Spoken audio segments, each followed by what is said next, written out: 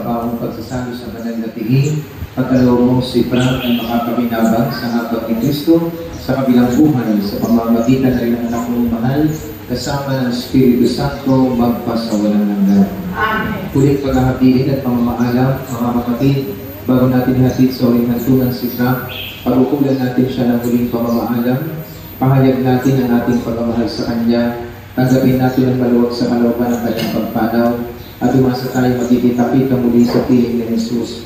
Doon ay wala ng dusa, kalungkutan at kamatayan, kundi ang mamamayan ay lubos na ligaya at buhay na walang hanggan. Amen.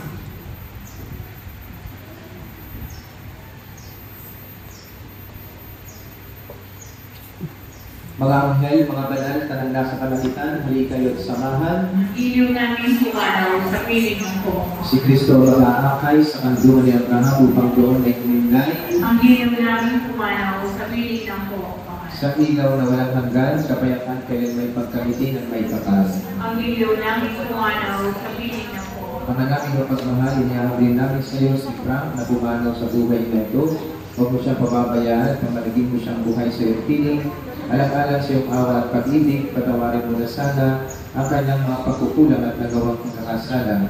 Dala ng kanyang kahinaan, manatili nawa siyang kamigaya sa iyong piling, kasama ng iyong anak at ng Espiritu Santo, magpasawalang hanggan. Amen. Paalam sa iyo, kapatid na pumanaw, mapasapiling ka nawa ng poong may kapal.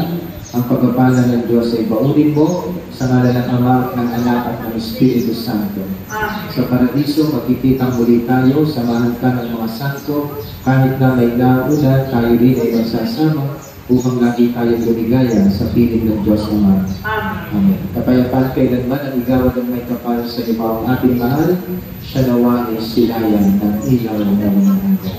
Amen. Marikirami po sa inyo na mga nauligan ng ating mahal.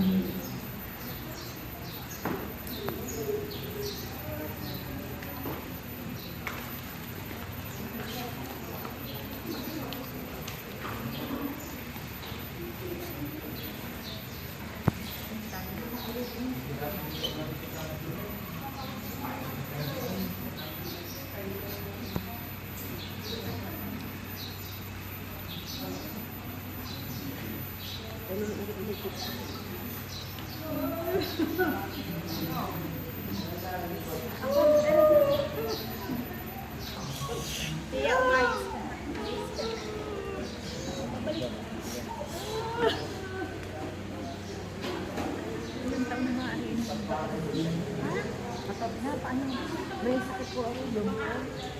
Ay, lumalalo ko ang umuna. Tapos upang umuna niya, sumabog ng baga. Sinunod namin sa kanila. Ang buha po?